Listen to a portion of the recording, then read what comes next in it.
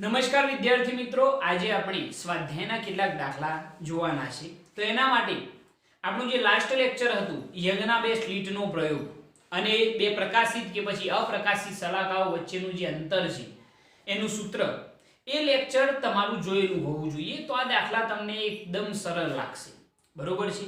જો તમે લેક્ચર જોયું ના હોય તો પહેલા એને જોઈ લેજો, પછી જ આ લેક્ચર ઉપર આવજો.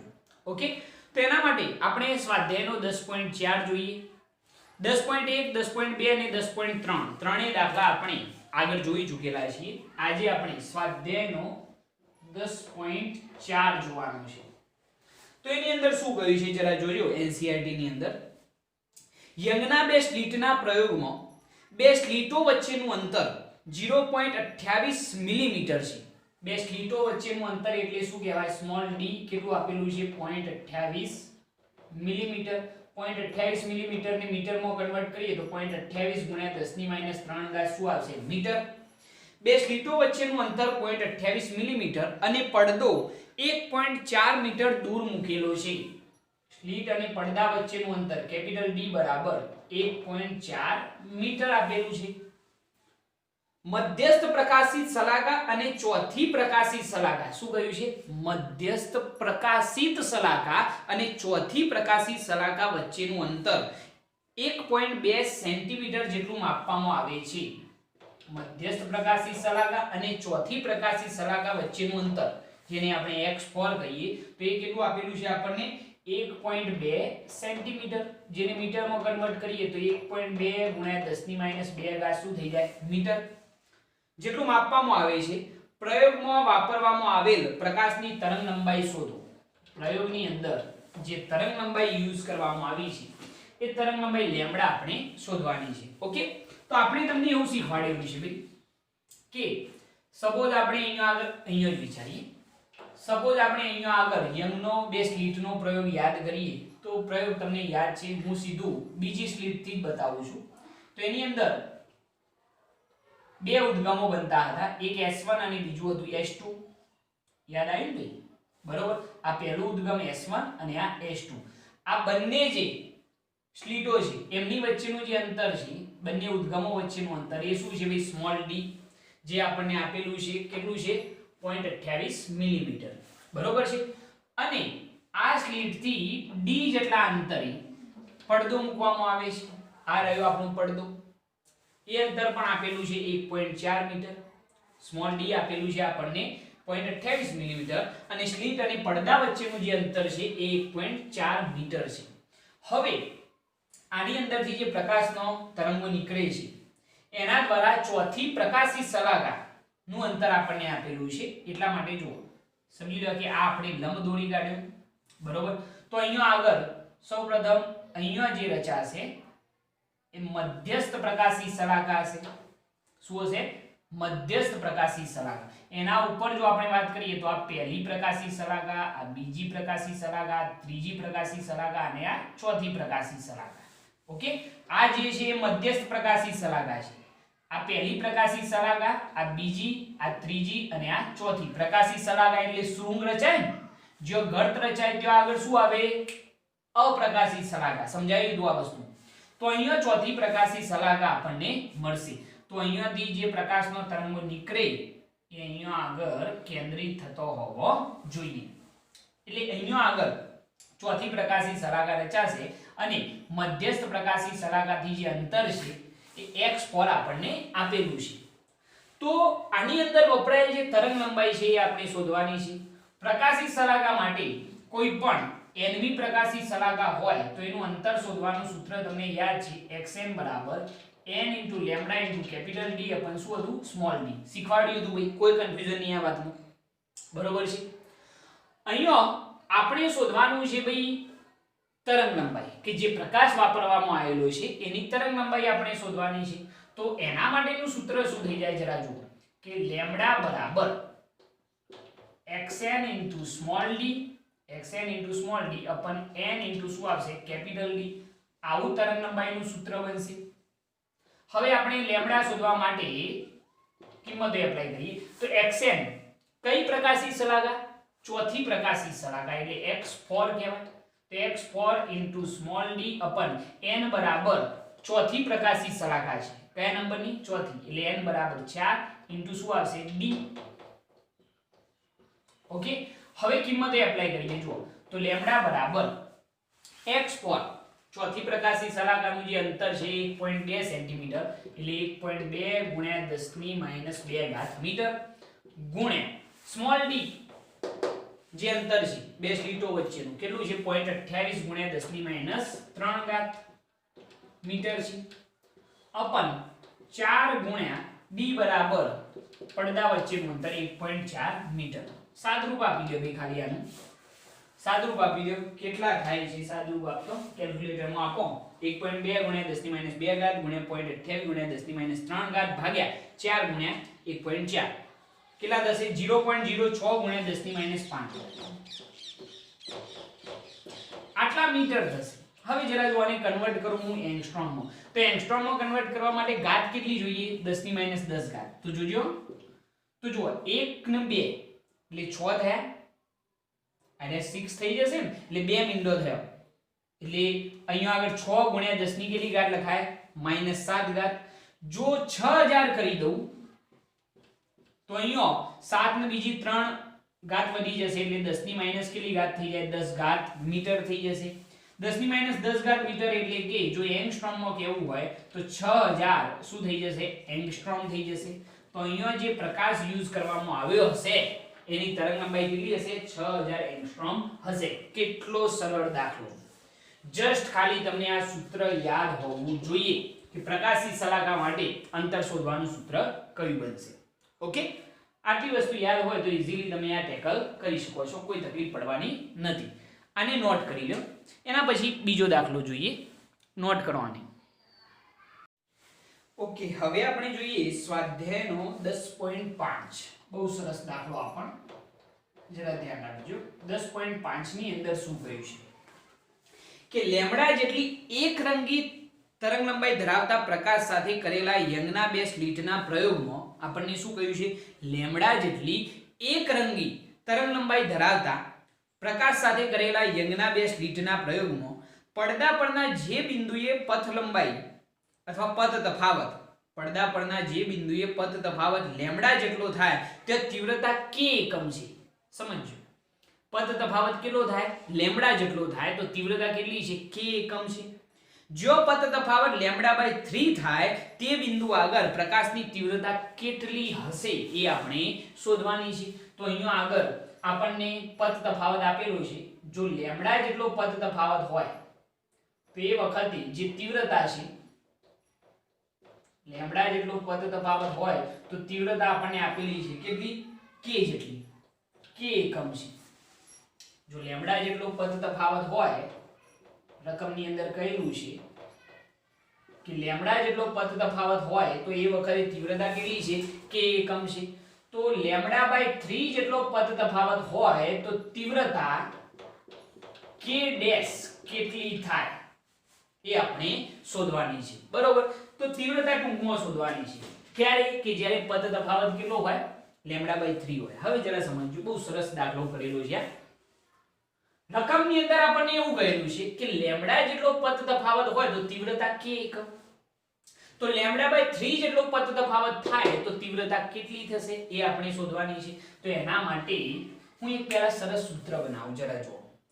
તમને એ તો ખ્યાલ છે ભાઈ કે લેમ્ડા જેટલો પથ તફાવત હોય તો કરા તફાવત કેટલો થાય? 2π રેડિયન થાય. સાહેબ શીખવાડ્યું હતું આપણે, યાદ આવે છે તમને કે લેમ્ડા જેટલો પથ તફાવત હોય તો કરા તફાવત કેટલો થાય? 2π રેડિયન થાય. તો એના માટે જો આપણે અહીંયા વિચારીએ તો સપોઝ હું એવું વિચારું કે પથ તફાવત, અહીંયા આગળ પથ તફાવત લખું ને અહીંયા આગળ લખું કરા તફાવત. જરા જોજો, સપોઝ લેમ્ડા જેટલો પથ તફાવત હોય તો કરા તફાવત થાય 2π રેડિયન. બરોબર, સપોઝ આપણે x જેટલો પથ તફાવત વિચારીએ તો એના માટે કરા તફાવત કેટલો? મેં સૂત્ર બનાવવા જઈ રહ્યો છું, જરા જોજો કે લેમ્ડા જેટલો પથ તફાવત હોય તો કરા તફાવત 2π રેડિયન થાય. તો x જેટલો પથ તફાવત હોય તો કરા તફાવત કેટલો? તો અહીંયા આગળ કરા તફાવત આપણે શોધવાનો છે. તો કરા તફાવત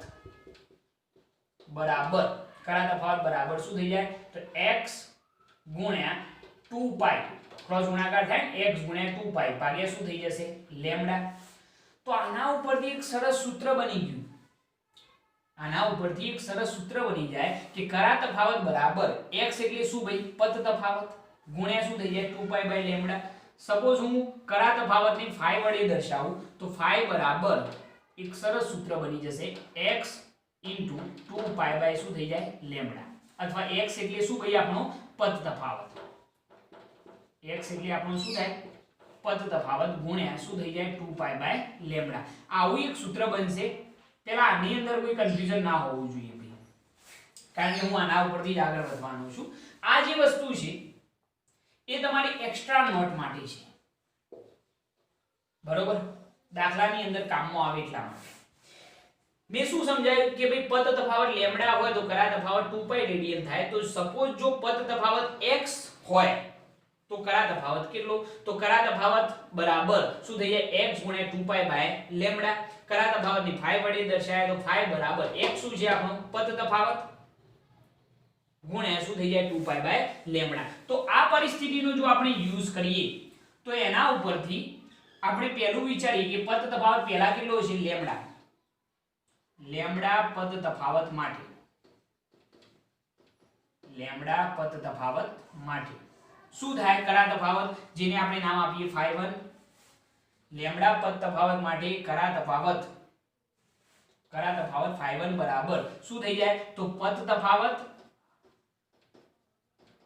ગુણ્યા 2 પાઈ બાય શું થશે લેમ્ડા. તો phi1 બરાબર ચલો પદ તફાવત કેટલો, તો પદ તફાવત છે અહીંયા આગળ લેમ્ડા, પહેલા લેમ્ડા છે તો લેમ્ડા * 2 પાઈ બાય લેમ્ડા. તો લેમ્ડા લેમ્ડા કેન્સલ, તો કરા તફાવત કેટલો મળશે 2 પાઈ રેડિયન, જે આપણને ખ્યાલ પણ હતું. લેમ્ડા જેટલો પદ તફાવત હોય તો કરા તફાવત કેટલો થાય 2 પાઈ રેડિયન, પહેલી કન્ડિશનમાં જે આપણને કહેલું છે. હવે આપણે પદ તફાવત કેટલો વિચારવાનો બીજી કન્ડિશન માટે, તો લેમ્ડા બાય 3. તે પરિસ્થિતિની અંદર શું થાય જુઓ, લેમ્ડા બાય 3 પદ તફાવત માટે જો આપણે વિચારીએ તો એના માટે કરા તફાવતને શું નામ આપીએ phi2. તો phi2 બરાબર પદ તફાવત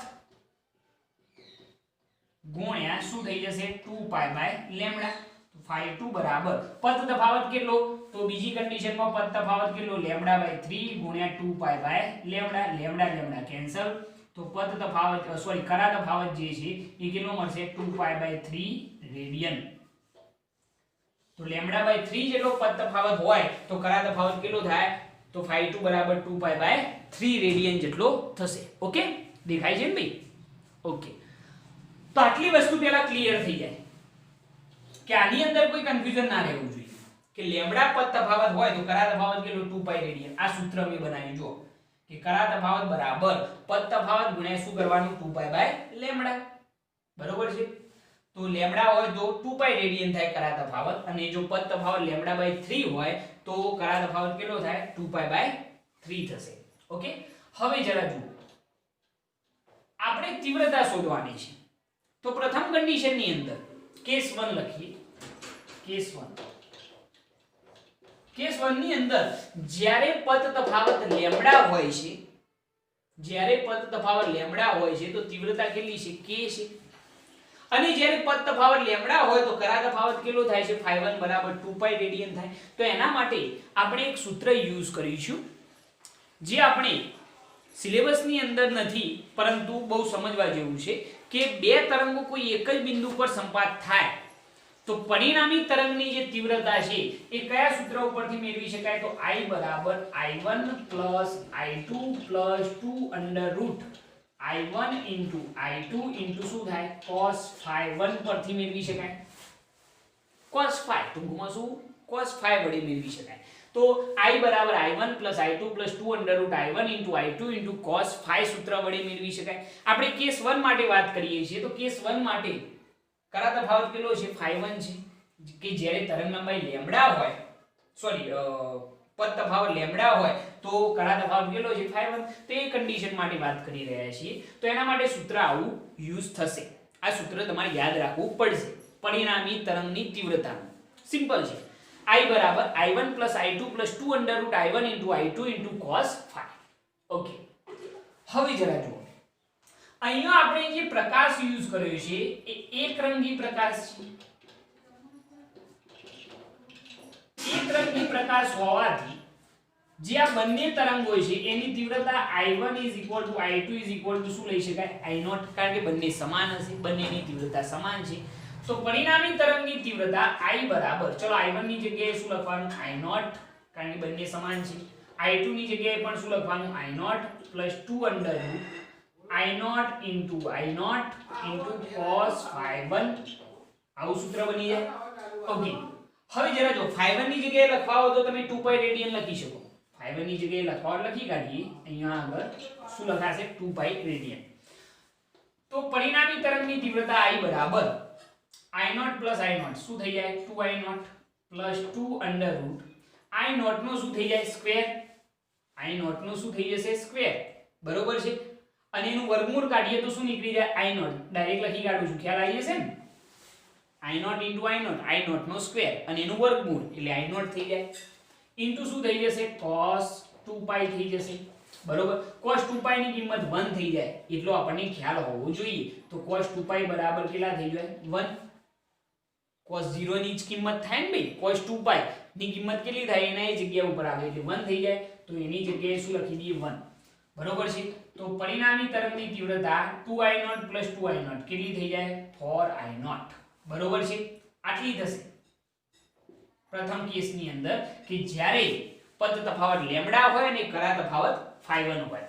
આ જે I1 I છે પરિણામી તરંગની તીવ્રતા, એને આપણે નામ આપીએ છીએ k, જે પ્રથમ સ્થિતિમાં છે, બરોબર. અને k બરાબર આપણને શું મળે 4I0 મળે. હવે જરા જુઓ k નથી આગળ,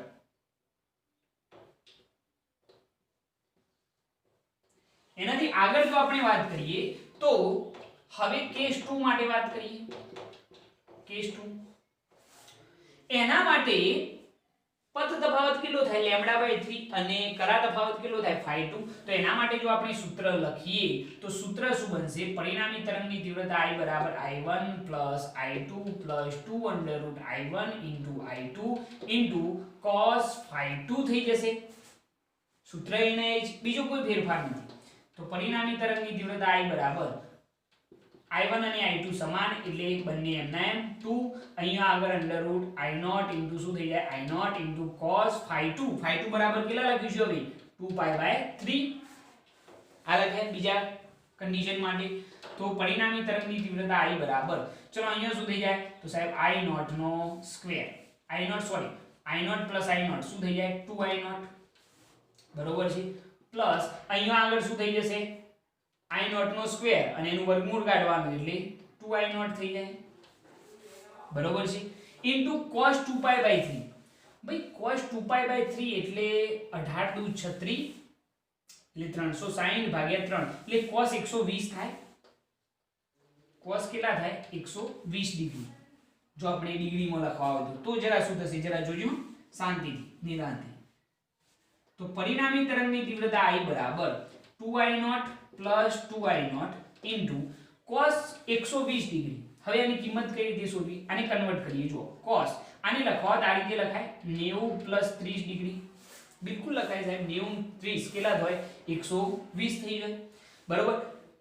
90 + θ હોય તો વિધેય ચેન્જ થઈ જાય. આવું એક વખત આપણે શીખવાડ્યું હતું કે કોઈ પણ ખૂણો હોય cos 90 + θ હોય અથવા 90 - θ હોય તો cos નું શું થઈ જાય sin થઈ જાય. તો પરિણામી તરંગની તીવ્રતા I બરાબર 2I0 + 2I0 વિધેય ચેન્જ થઈ જાય, કયું થઈ જાય sin 30 થઈ જશે. 90 + θ શું થઈ જાય cos 90 + θ sin θ થઈ જાય. તો sin શું થઈ જાય 30 ડિગ્રી.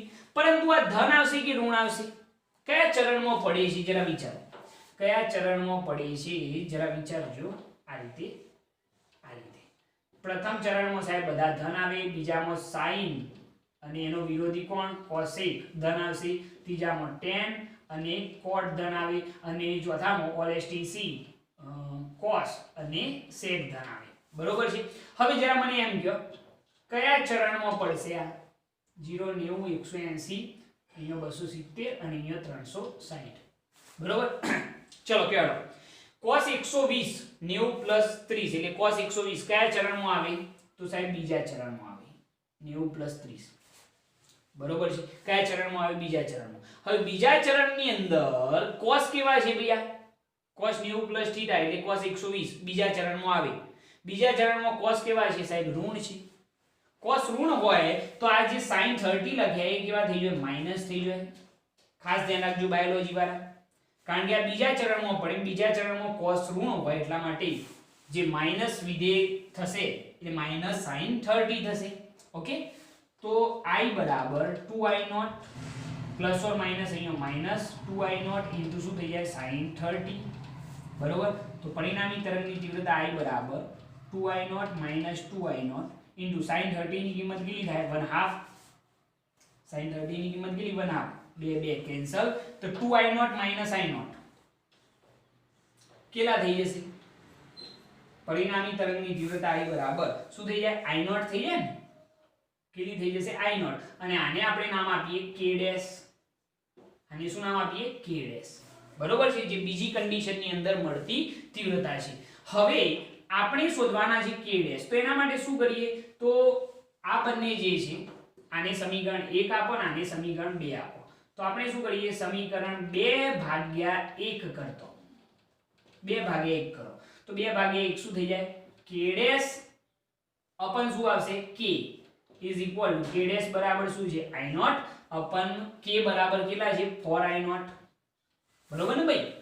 સમીકરણ 2/1 કરે તો I0 કેન્સલ, તો k dash બરાબર k બરાબર ની આ બાજુ જો તો ગુણકમાં એટલે k બાય શું થઈ જાય? 4 થઈ જશે. નવી જે તીવ્રતા છે એ k dash બરાબર શું થઈ જાય? k by 4. આ થઈ ગયો આપણો આન્સર. બરોબર છે, તો બહુ સરસ દાખલો છે અને બહુ સમજવા જેવો, બહુ કામની વસ્તુ છે આ. બરોબર, જસ્ટ ખાલી આની અંદર પરિણામી તરંગની તીવ્રતાનું સૂત્ર યાદ રાખવાનું છે, બાકી બધી વસ્તુ સિમ્પલ છે. બરોબર, આ એક એક્સ્ટ્રા વર્ક છે આ, જેથી તમને ખ્યાલ આવે કે કઈ રીતે કરા તફાવતનું સૂત્ર બનાવી શકાય. બરોબર છે? ઓકે, નોટ કરી લો આને. આ થઈ ગયો સ્વાધ્યાયનો 10.5. ઓકે, હવે આપણે જોઈએ સ્વાધ્યાયનો 10.6.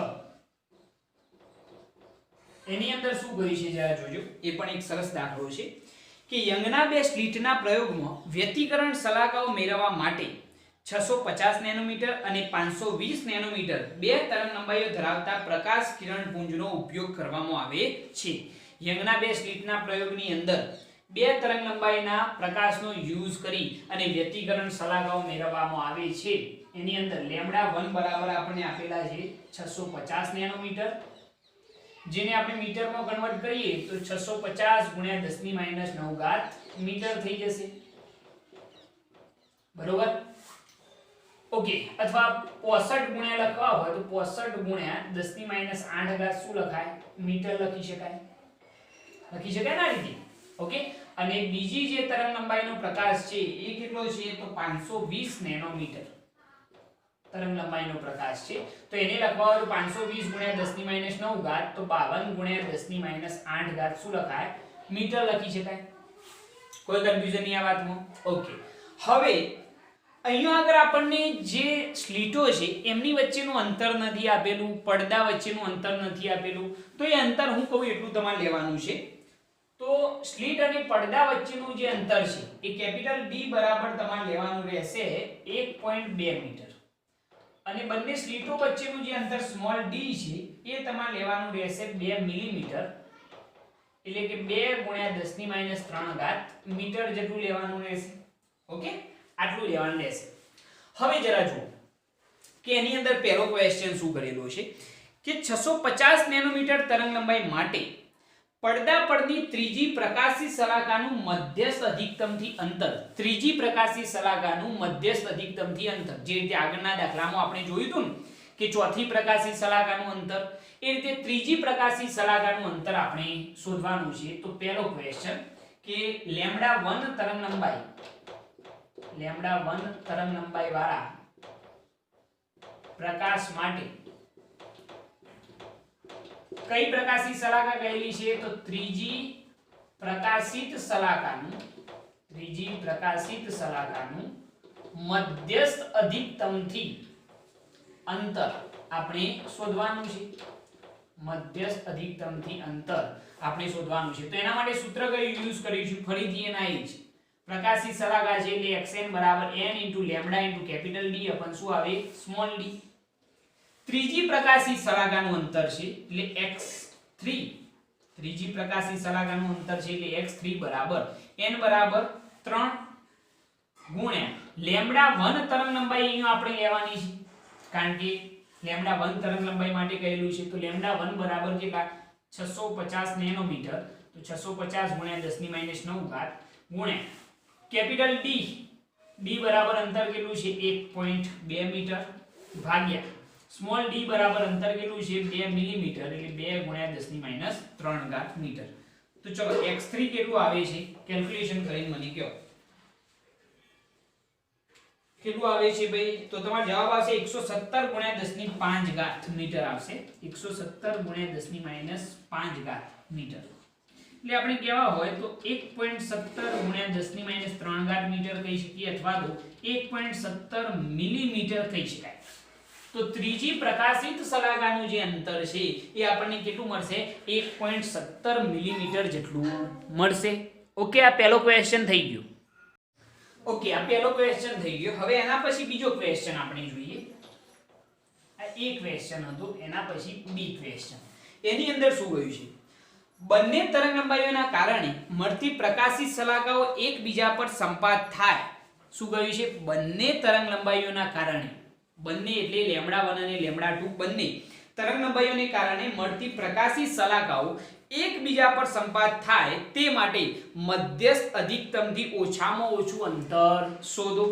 આ બંને પ્રકાશિત સલાહકાઓ એકબીજા પર સંપાત થાય એના માટે મધ્યસ્થ અધિકતમથી ઓછામાં ઓછું અંતર કેટલું હોવું જોઈએ? તો એના માટે આપણે એક ધારણા કરીએ કે ધારો કે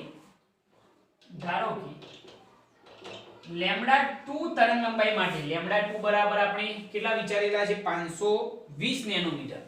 લેમ્બડા 2 બરાબર 520 નેનોમીટર તરંગ લંબાઈ માટે nમી સલાહકાર લેમ્બડા 1 બરાબર 650 નેનોમીટર તરંગ લંબાઈ માટે n-1મી સલાહકાર પર સંપાત થાય છે. n-1મી સલાહકાર પર સંપાત થાય છે. આવી આપણે એક ધારણા કરી. ધારણા શું કરી જરા જુઓ કે લેમ્બડા 2 બરાબર 520 નેનોમીટર તરંગ લંબાઈ માટે nમી સલાહકાર. લેમ્બડા 2 તરંગ લંબાઈ માટે કઈ સલાહકાર? nમી સલાહકાર. જરા ધ્યાન રાખજો કે લેમ્બડા 2 બરાબર 520 નેનોમીટર તરંગ લંબાઈ માટે nમી સલાહકાર, લેમ્બડા 1 બરાબર 650 નેનોમીટર તરંગ લંબાઈ માટે n-1મી સલાહકાર પર સંપાત થાય છે. લેમ્બડા 2 તરંગ લંબાઈ માટે કઈ? nમી સલાહકાર અને લેમ્બડા 1 સલાહકાર માટે કઈ થાય? n-1મી સલાહકાર પર આ બંને સલાહકારો એકબીજા પર સંપાત થાય છે. આપણે એવી ધારણા કરી. આનાથી ઓપોઝિટ પણ વિચારી શકાય. લેમ્બડા 1 બરાબર 650 નેનોમીટર તરંગ લંબાઈ માટે જો સપોઝ આપણે nમી સલાહકાર વિચારીએ તો લેમ્બડા 2 બરાબર 520 નેનોમીટર તરંગ લંબાઈ માટે n+1મી સલાહકાર વિચારવી પડશે. સમજો છો? આ બંને સલાહકારો, આ nમી સલાહકાર અને n-1મી સલાહકાર એકબીજા પર સંપાત થાય છે તો બંનેનો પદ તફાવત તો સમાન થઈ જાય. બરોબર છે? જેથી બંનેનો પદ તફાવત કેવો થઈ જાય? સમાન થઈ જશે. n * લેમ્બડા જેટલો. બરોબર? જો બંને તરંગ લંબાઈઓ માટે આપણે પદ તફાવત સમાન વિચારીએ તો શું થાય?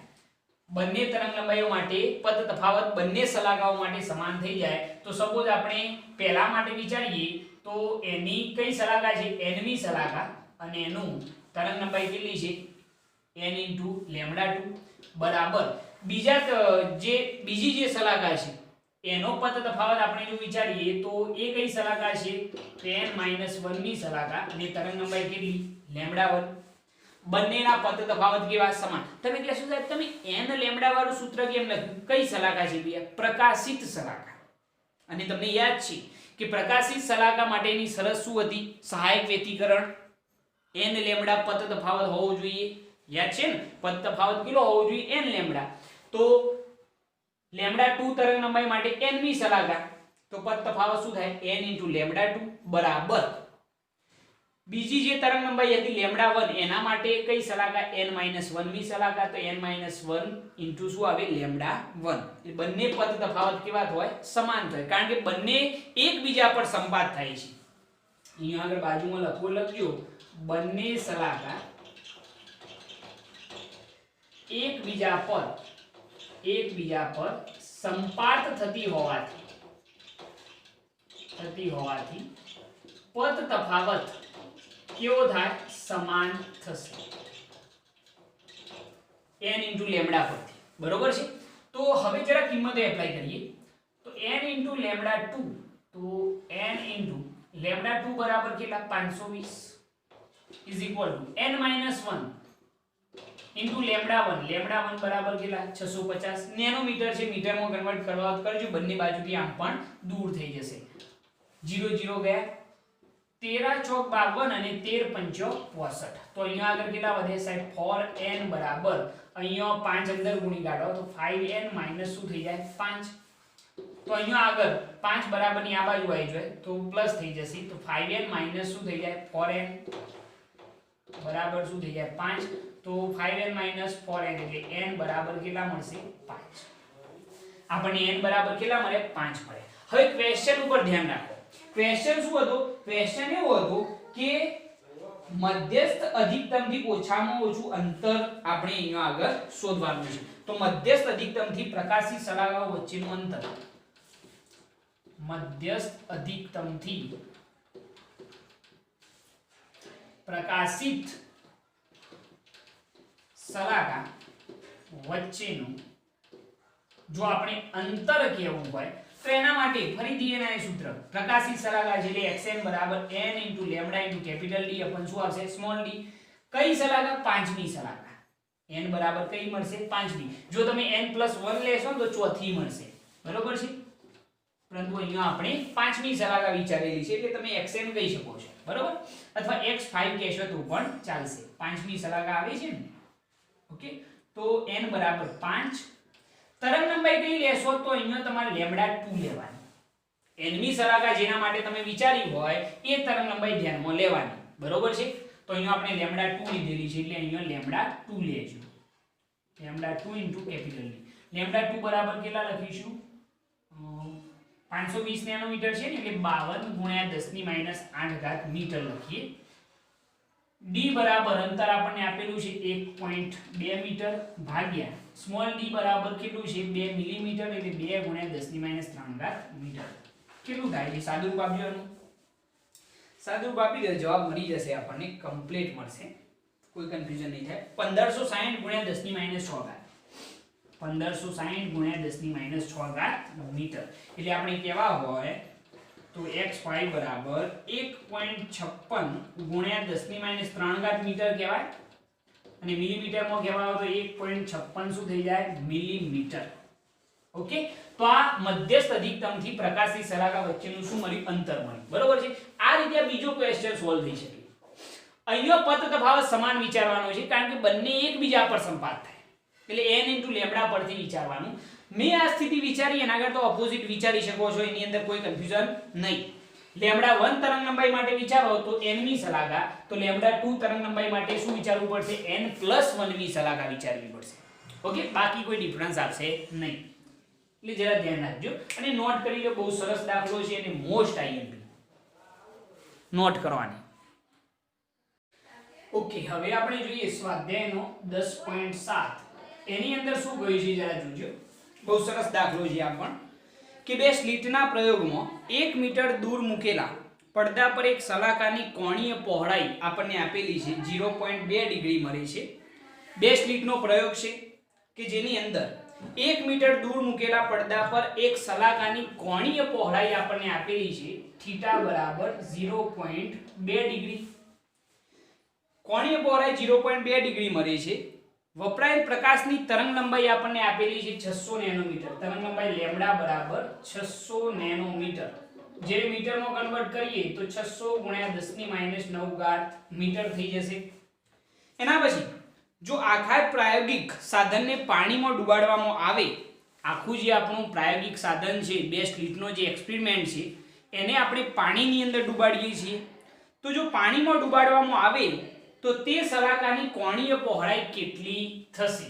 જો આપણે એને પાણીમાં ડુબાડવામાં આવે, પાણીમાં ડુબાડતો એની જે કોણીય પહોળાઈ છે એ થીટા ડેશ આપણે શોધવાની છે.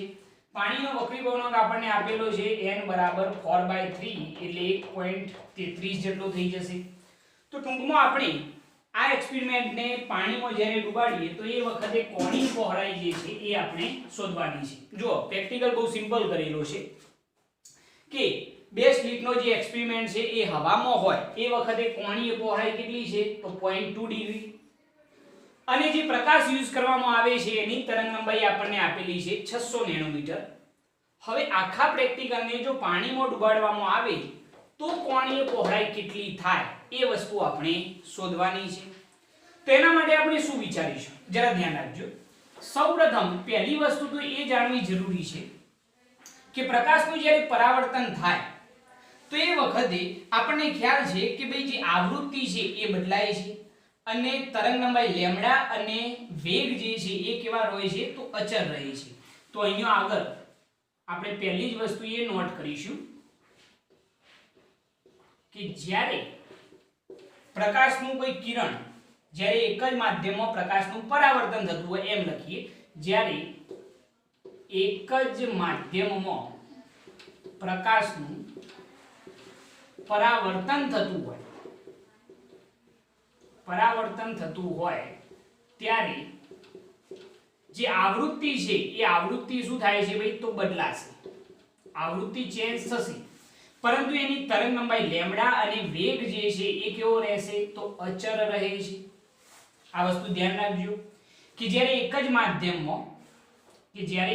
જ માધ્યમમાં પ્રકાશનું શું થતું હોય? પરાવર્તન થતું હોય તો એ વખતે આવૃત્તિ ચેન્જ થશે પરંતુ તરંગ લંબાઈ લેમ્ડા અને પ્રકાશનો જે વેગ છે એ કેવો રહે છે? અચળ રહે છે. પરંતુ જો વક્રીભવન થતું હોય, જ્યારે પ્રકાશનું કિરણ જ્યારે પ્રકાશ એક માધ્યમમાંથી બીજા માધ્યમમાં ગતિ કરે છે, એક માધ્યમમાંથી બીજા માધ્યમમાં ગતિ કરે છે ત્યારે શું થશે? તો આવૃત્તિ અચળ રહેશે અને તરંગ લંબાઈ લેમ્ડા અને પ્રકાશનો વેગ જે છે એ શું થશે? ચેન્જ થશે. ધ્યાન રાખજો કે જ્યારે વક્રીભવન થતું હોય ત્યારે આવૃત્તિ જે છે એ શું થાય છે? તો અચળ રહે છે. અહીંયા આગળ એ જ થશે ને ભાઈ કે હવાના માધ્યમમાંથી પ્રકાશ જે છે પાણીના માધ્યમમાં જશે કારણ કે આપણે પાણીમાં ડુબાડીએ છીએ તો આવૃત્તિ અચળ રહેશે પરંતુ તરંગ લંબાઈ લેમ્ડા અને v જે છે એ બદલાશે. બરોબર છે? તો પહેલા આ વસ્તુ તમારે ખાસ નોટ કરવાની છે. આની ચર્ચા આપણે આગળ પણ કરી ચૂકેલા છીએ કે જ્યારે પ્રકાશનું પરાવર્તન થાય તો એ વખતે પ્રકાશની જે આવૃત્તિ છે એ બદલાય છે. લેમ્ડા અને v કેવા રહે છે? અચળ રહે છે. અને જ્યારે પ્રકાશનું એક માધ્યમમાંથી બીજા માધ્યમમાં ગતિ કરે મતલબ કે એનું વક્રીભવન થાય તો આવૃત્તિ અચળ રહેશે અને લેમ્ડા અને v શું થશે? ચેન્જ થશે. ઓકે, આટલી વસ્તુ ખાસ ધ્યાન રાખવાની. એના પછી બીજી એક વસ્તુ તમારા માટે જાણવી એ જરૂરી છે કે ભાઈ કોણીય પહોળાઈ કોને કહેવાય? કારણ કે અહીંયા કોણીય પહોળાઈ આપેલી છે. તો બે સ્લિટનો જે પ્રેક્ટિકલ હોય એની અંદર કોણીય પહોળાઈ કઈ રીતે સમજી શકાય જરા ધ્યાન રાખજો. તો એના માટે આપણે બે સ્લિટ વિચારીએ આ રીતની. બે ઉદ્ગમો છે S1 અને S2 એ બંને વચ્ચેનું ડિસ્ટન્સ જે છે એને આપણે સ્મોલ d કહીએ છીએ. સપોઝ આપણે કેપિટલ D જેટલા અંતરે એક પડદો મૂકીએ છીએ. આ આપણે પડદો મૂકેલો છે તો એ વખતે જે આપણું મધ્યસ્થ અધિકતમ છે અહીંયા આગળ જે રચાય આપણું મધ્યસ્થ અધિકતમ હોય છે તમને ખ્યાલ છે. એની જે પહોળાઈ છે એ મધ્યસ્થ અધિકતમની પહોળાઈ જેને આપણે બીટા વડે દર્શાવીએ છીએ. કોના વડે દર્શાવીએ છીએ? બીટા. જો આપણે ઉદ્ગમથી એના બંને છેડાઓને જોડીએ આ રીતે તો આ જે અંતર છે અહીંયાથી અહીંયા સુધી એને કહેવામાં આવશે મધ્યસ્થ અધિકતમની પહોળાઈ જેને આપણે બીટા વડે દર્શાવીશું અને આ જે થીટા મળે છે એને કહેવામાં આવે છે કોણીય પહોળાઈ. ખ્યાલ આવ્યો આની અંદર કે કે બે સ્લિટનો જે એક્સપેરિમેન્ટ છે એની અંદર આ જે ખૂણો બને છે મધ્યસ્થ અધિકતમના બંને છેડાને જોડતો જે ખૂણો છે થીટા એને શું કહેવાય કોણીય પહોળાઈ અને બીટા જે છે એ મધ્યસ્થ અધિકતમની શું છે ભાઈ પહોળાઈ છે તો આના ઉપરથી જ આપણે બંને જગ્યાએ હવામાં અને પાણીની અંદર કોણીય પહોળાઈના સૂત્રો મેળવીશું તો સૌપ્રથમ આપણે હવાની અંદર વાત કરીએ તો હવામાં હોય ત્યારે આ બે સ્લિટનો જે એક્સપેરિમેન્ટ છે એ કયો આગળ હોય હવામાં હોય તો એના માટે સિમ્પલ આઈડિયા ખૂણો બરાબર ચાપ ભાગે ત્રિજ્યા સૂત્રનો યુઝ કરીશું તો ખૂણો કેટલો થશે તો થીટા ચાપ કેટલો થાય તો તમે કહેશો બીટા અને ત્રિજ્યા કેટલી થશે તો સ્લિટ અને પડદા વચ્ચેના અંતર જેટલી એટલે કેપિટલ D જેટલી થશે કોઈ કન્ફ્યુઝન નહીં આ વાતમાં ખૂણો બરાબર ચાપ ભાગ્યા શું થઈ જાય ત્રિજ્યા હવે જરા જુઓ કે અહીંયા આગળ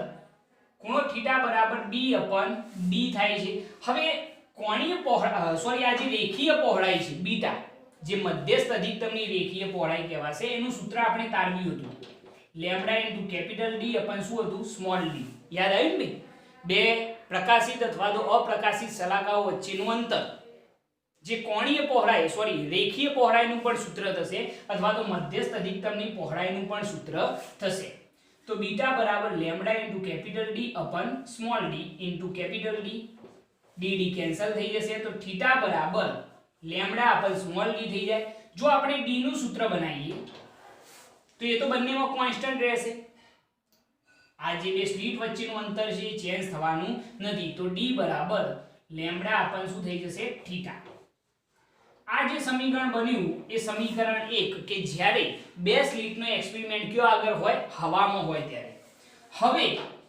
આપણે વાત કરીએ કે જો પાણીમાં ડુબાડવામાં આવે તો પ્રયોગને કયો ડુબાડવામાં આવે તો પાણીમાં ડુબાડતો હવે જરા જુઓ આખા એક્સપેરિમેન્ટને જો પાણીમાં ડુબાડવામાં આવે તો માધ્યમ ચેન્જ થયું મતલબ કે હવાનું માધ્યમ હતું એમાંથી કયો જાય છે પાણીના માધ્યમમાં તો પ્રકાશ જે છે એ હવામાંથી પાણીના માધ્યમની અંદર ગતિ કરે તો એ વખતે તરંગ લંબાઈ લેમ્બડા ચેન્જ થશે કારણ કે વક્રીભવન થવાનું છે તો એ સ્થિતિની અંદર આપણે આ સૂત્ર લખીએ પ્રયોગને પાણીમાં ડુબાડવામાં આવે તો d બરાબર સ્મોલ d જે છે બે સ્લિટ વચ્ચેનું અંતર એ ચેન્જ થવાનું નથી તો d બરાબર તરંગ લંબાઈ ચેન્જ થશે લેમ્બડા ડેશ અપન કોણીય પહોળાઈ પણ ચેન્જ થશે જેને આપણે થીટા ડેશ નામ આપીએ આ જે સમીકરણ બન્યું એને આપો સમીકરણ નંબર 2 ઓકે આની અંદર કોઈ કન્ફ્યુઝન નહીં હવે જરા જુઓ કે અહીંયા આગળ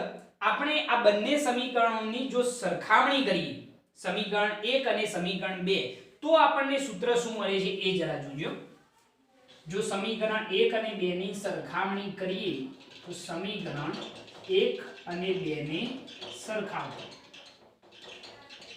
જરા ધ્યાનથી જુઓ સમીકરણ 1 અને 2 બંને સ્મોલ d ના સૂત્રો છે તો બંનેની સરખામણી કરીએ તો લેમ્બડા અપન થીટા બરાબર લેમ્બડા ડેશ અપન શું આવશે થીટા ડેશ આપણે થીટા ડેશ શોધવાના છે તો થીટા ડેશ બરાબર શું થઈ જાય લેમ્બડા ડેશ અપન લેમ્બડા ઇન્ટુ શું થઈ જશે થીટા સૂત્ર બની જશે જે કોણીય પહોળાઈ આપણે શોધવાની છે એનું સૂત્ર બન્યું પરંતુ હજી કન્ફ્યુઝન કે સાહેબ લેમ્બડા ડેશ અપન લેમ્બડા ની જગ્યાએ શું લખવું કારણ કે આપણને એક જ તરંગ લંબાઈ આપેલી છે બીજી આપેલી નથી તો એના માટે આઈડિયા એવો યુઝ કરીએ કે નિરપેક્ષ વક્રીકોણનો n બરાબર શું થાય c અપન v બરોબર નિરપેક્ષ વક્રીકોણનો આ સ્થિતિ માટે આપણે વિચારીશું તો શૂન્યાવકાશમાં પ્રકાશનો વેગ ભાગ્યા માધ્યમમાં પ્રકાશનો વેગ અહીંયા લખજો કે શૂન્યાવકાશમાં પ્રકાશનો વેગ અને આ જે છે v એ માધ્યમમાં પ્રકાશનો વેગ છે તો આના ઉપરથી